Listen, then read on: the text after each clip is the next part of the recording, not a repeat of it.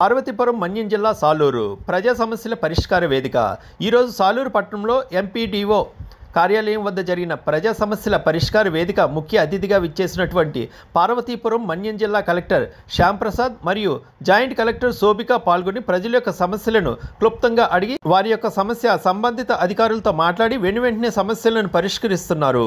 ఈ నివేదికకు 284 ఫిర్యాదులు రాగా దానిలో 74 ఫిర్యాదులు పెన్షన్ కొరకు, మిగిలిన ఫిర్యాదులు పలు రకాల సమస్యలపై కాగా కార్యక్రమంలో నియోజకవర్గ అన్ని శాఖలు ఉన్నతాధికారులు పాల్గొన్నారు।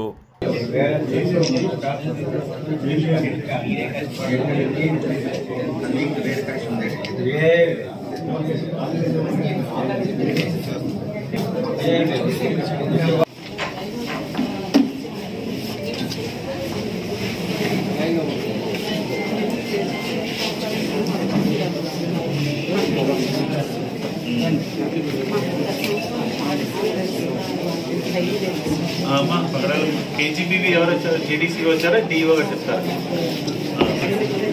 గవర్నమెంట్